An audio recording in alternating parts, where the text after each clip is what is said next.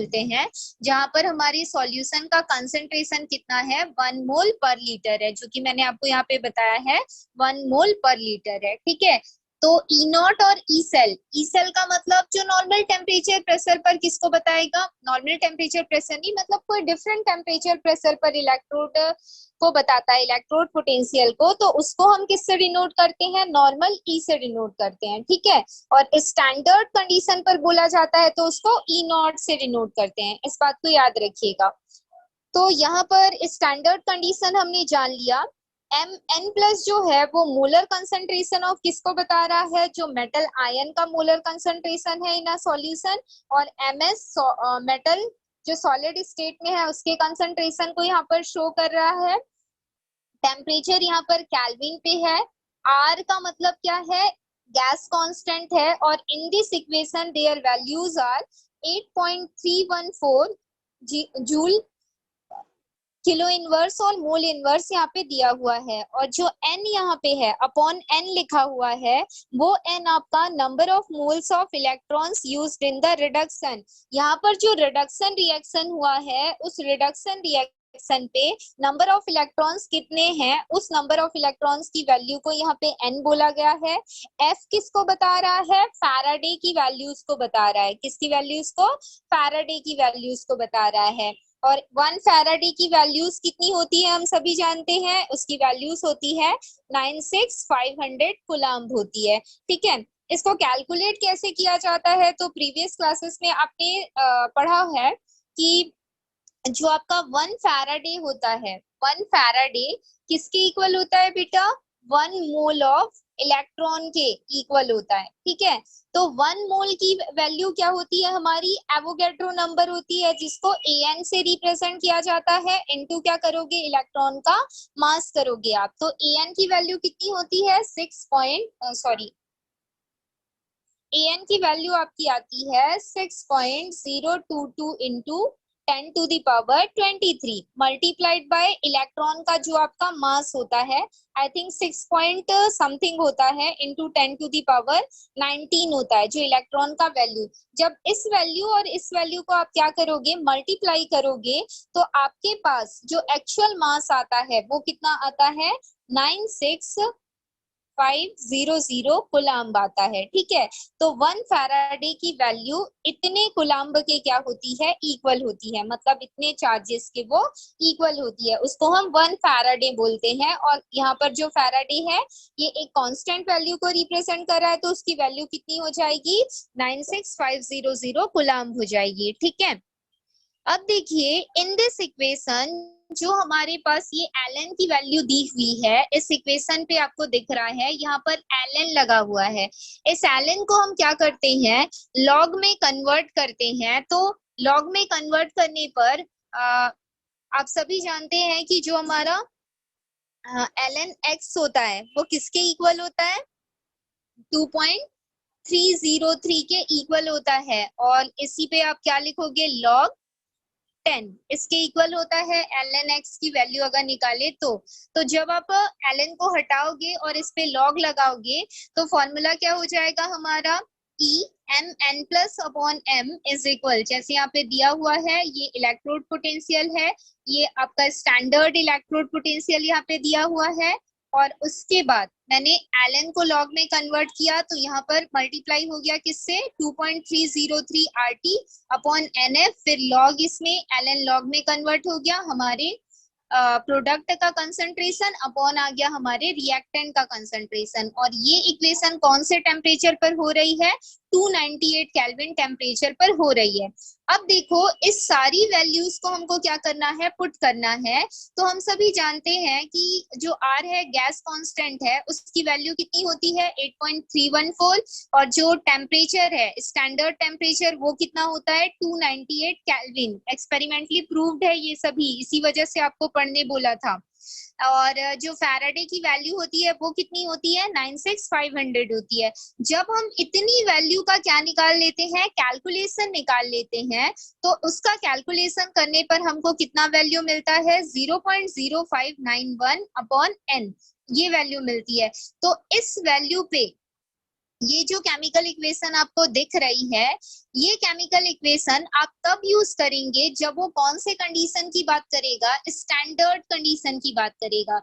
क्योंकि यहाँ पर मैंने क्या किया है, टेम्परेचर और जो हमारा गैस कांस्टेंट है, ये सारी चीजें मैंने स्टैंडर्ड कंडीशन की पुट करी हुई है। तो इन अ स्टैंडर्ड कंडीशन अगर आपको प्रोडक्ट का कंसंट्रेशन पूछा जाएगा या फिर रिएक्टेंट का कंसंट्रेशन पूछा जाएगा, तो आप इस फॉर्मूला को यूज करोगे। कौन से फॉर्मूला को, E M N plus upon क्या आ जाएगा, M is equal E naught, आप क्या लिखोगे, M N plus upon N. ठीक है, माइनस हो जाएगा आपका 0.0591 अपॉन हो जाएगा एन, और लॉग आपका हो जाएगा कंसंट्रेशन ऑफ प्रोडक्ट अपॉन क्या लिखोगे, कंसंट्रेशन ऑफ रिएक्टेंट लिखेंगे आप। ठीक है, तो ये इक्वेशन हो जाता है हमारा कौन सा इक्वेशन, नर्स्ट इक्वेशन। और ये जो इक्वेशन हमने फाइंड आउट किया है, ये कौन से इक्वेशन के लिए है, तो स्टैंडर्ड कंडीशन जो होती है उसके लिए ये इक्वेशन हमने फाइंड आउट किया है। अब इसमें देखो बोला गया है कि जो आप रिएक्टेंट और कंसंट्रेशन का मास लेते हो, उसमें अगर आपका जो रिएक्टेंट या प्रोडक्ट है वो कौन से कंडीशन पे हो, सॉलिड स्टेट पे हो, इसको हम ये स्टेट भी बोलते हैं, प्योर सॉलिड स्टेट पे हो या फिर प्योर लिक्विड स्टेट पे हो, तो उसकी वैल्यू को ऑलवेज आपको कितना लेके चलना है, यूनिटी, मतलब उसकी वैल्यू ऑलवेज आपको कितना लेके चलना है, 1 लेके चलना है। ठीक है, मतलब उसका कंसंट्रेशन ऑलवेज कितना होगा, 1 होगा। अगर हम प्योर सॉलिड की बात करते हैं या प्योर लिक्विड की बात करते हैं, यहाँ पर लिक्विड का मतलब एक्वस से नहीं है, याद रखिएगा। एक्वस एक अलग कैटेगरी में आने वाली चीज है, उसको लिक्विड की कैटेगरी में नहीं रखा जाता है। तो ओनली लिक्विड या फिर सॉलिड स्टेट अगर आपके इक्वेशन पे आपको गिव किया हुआ होता है और उस कंसंट्रेशन को अगर आप रिएक्शन पे शो करते हो, तो उसको आपको ऑलवेज क्या लेना है, एक यूनिट लेना है। ठीक, तो ये सारा जो इक्वेशन हमने यूज किया है, इसी को हमने नर्स्ट इक्वेशन बोला। और ये जो नर्स्ट इक्वेशन है, ये किसके लिए एप्लीकेबल है, only for standard electrode potential के लिए ये एप्लीकेबल है। अब देखो, अगर मुझे किसी अदर टेम्परेचर या अदर कंसंट्रेशन के लिए क्या पता करना हो, इलेक्ट्रोड पोटेंशियल पता करना हो ऑफ अ सेल, मैं क्या बोल रही हूँ, electrode potential of a cell. जहां पर सेल की बात आ गई, तो हम यहाँ पे दो सेल की बात करते हैं, जिसको हम किससे डिनोट करते हैं, ई सेल। ई सेल के फॉर्म पे डिनोट करोगे, और जो स्टैंडर्ड कंडीशन बोलेगा उसको ई नॉट सेल के फॉर्म पे आप डिनोट करोगे। एक कंप्लीट सेल की यहाँ पे बात की जा रही है।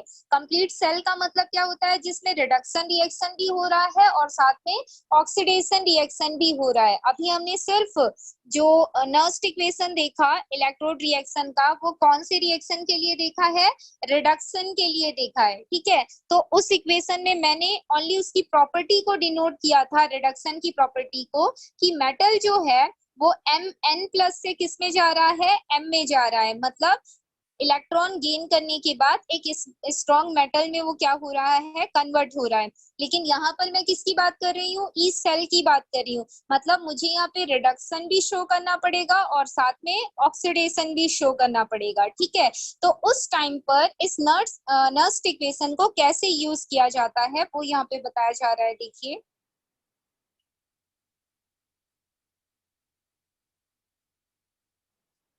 हाँ, तो देखिए यहाँ पे लिखा है Nernst equation for Daniell cell.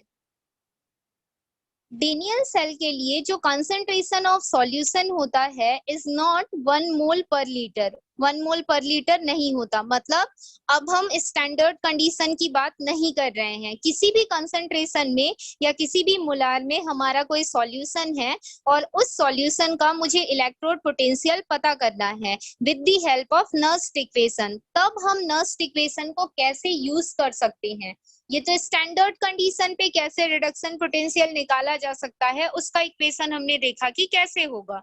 ठीक है, लेकिन जब रिडक्शन और ऑक्सीडेशन दोनों प्रॉपर्टी इन केमिकल रिएक्शन हो रही हो, तो उस टाइम पर नर्स्ट इक्वेशन को कैसे यूज किया जाएगा, वो डेनियल सेल के थ्रू हमको पता चलेगा। जहां पर डेनियल सेल पे जो सॉल्यूशन का कंसंट्रेशन हमने लिया है वो 1 मोल पर लीटर नहीं है, बल्कि कुछ उसका कुछ अलग कंसंट्रेशन है।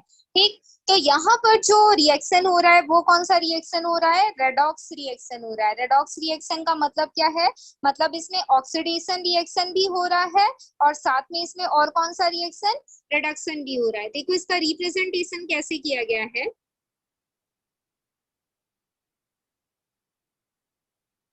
यहाँ पे रिप्रेजेंटेशन में जिंक से क्या बनाया गया है, जिंक 2+ बनाया गया है। डबल स्लैश का मतलब यहाँ पे सॉल्ट ब्रिज लगा है और 2+ से क्या बना है, 2 बना है, कॉपर बना है, ठीक है। तो यहाँ पे इसको देख के ही पता चल रहा है ये कौन से रिएक्शन को शो कर रहा है, ऑक्सीडेशन प्रोसेस को शो कर रहा है, ठीक है। और ये जो है ये कौन से प्रोसेस को शो कर रहा है, रिडक्शन के प्रोसेस को शो कर रहा है, ठीक। अब ये इक्वेशन निकला कैसे होगा, इस इक्वेशन को लिख के देखिए एक बार कैसे हुआ होगा ये।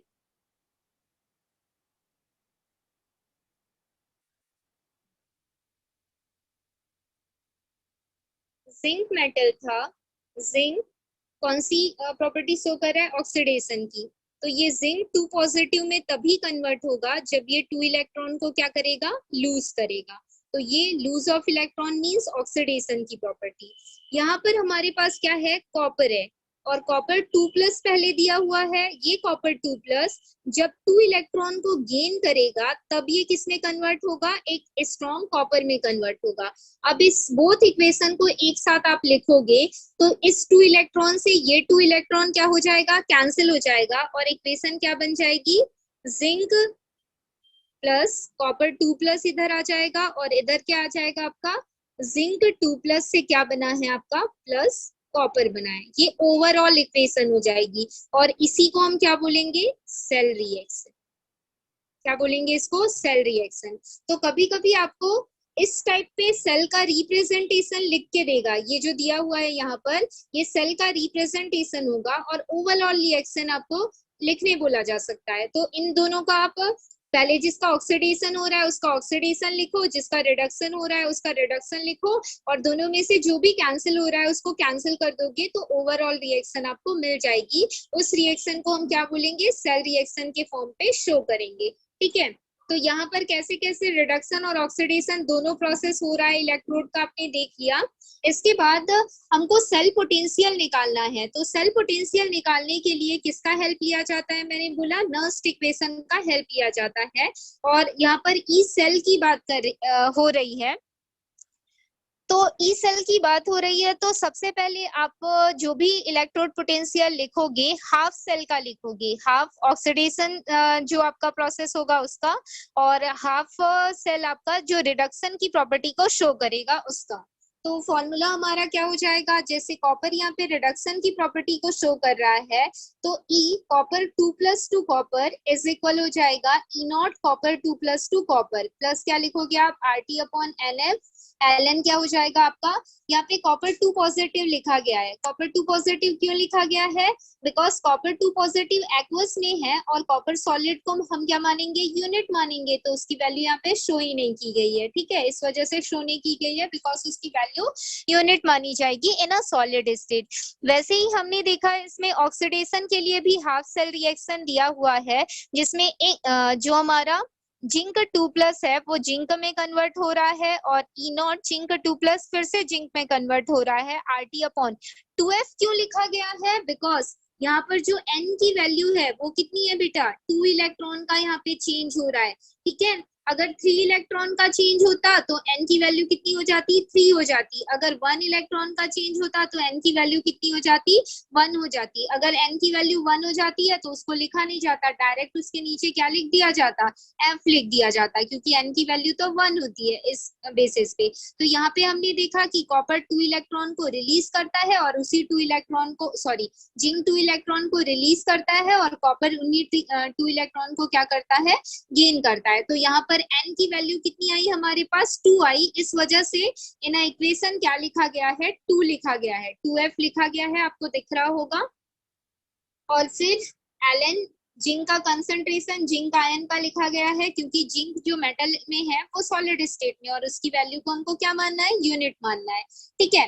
तो अब इसके लिए सेल पोटेंशियल हम कैसे निकालेंगे, तो हमारे लिए जो सेल पोटेंशियल का फॉर्मूला हो जाएगा, E cell is equal E right side minus आप क्या करोगे ई लेफ्ट साइड। तो हम सभी जानते हैं कि जो लेफ्ट साइड है वहां पर जो प्रॉपर्टी शो होती है वो कौन सी होती है, ऑक्सीडेशन की प्रॉपर्टी, और राइट साइड पे होती है रिडक्शन की प्रॉपर्टी। तो यहाँ पर आप ई सेल लिखकर इस डायरेक्शन में ऑक्सीडेशन का जो रिएक्शन यहाँ पे शो हुआ है, क्या शो हुआ है, E naught copper 2+2 copper plus R T upon 2F L N copper 2 plus लिखोगे कंसेंट्रेशन ऑफ, और उसके बाद माइनस करके आप किसकी वैल्यू लिखोगे, ई लेफ्ट साइड पे जहां पर जिंक किस में कन्वर्ट होगा, जिंक 2 पॉजिटिव जिंक में कन्वर्ट होगा।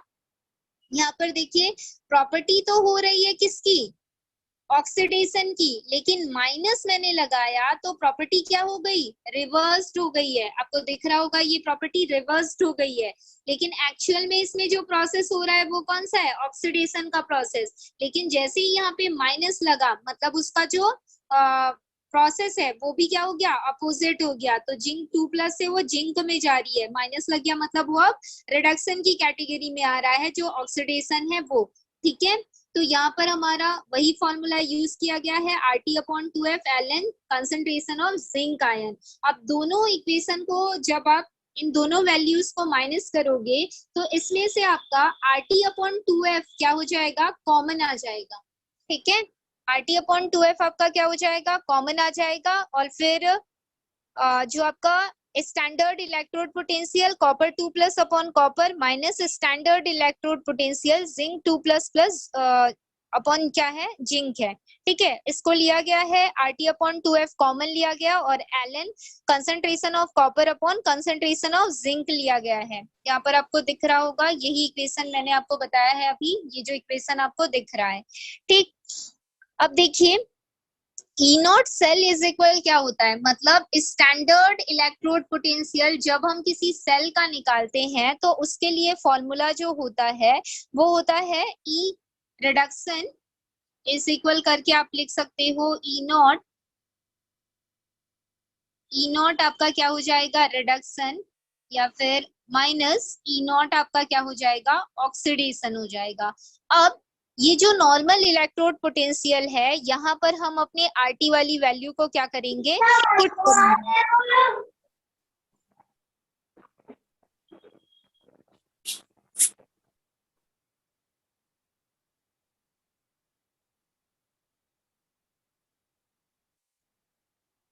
ठीक है, और वैल्यू को पुट करने के बाद देखिए क्या होता है, फिर से एलन को लॉग में कन्वर्ट करेंगे, लॉग में कन्वर्ट करते ही हमको किससे मल्टीप्लाई करना है, 2.303। ठीक है, बिकॉज एलन एक्स की वैल्यू कितनी होती है, 2.303 into log 10 to the power x होती है, उसके बेसिस पे मैंने एलन को कन्वर्ट किया है लॉग में। तो फॉर्मूला हमारा टोटल आ जाता है E cell is equal E naught cell plus 2.303 RT upon 2F log 10 concentration of copper upon concentration of zinc, दोनों इक्वेशन के हेल्प से ये आया है। अब देखिए जब हम क्या करेंगे 2.303 RT अपॉन F को कैलकुलेट करते हैं तो इसकी टोटल वैल्यू कितनी आ जाती है, 0.0591 आ जाती है टोटल वैल्यू को कैलकुलेट करने के बाद। ठीक है, को चार मीटर है वो।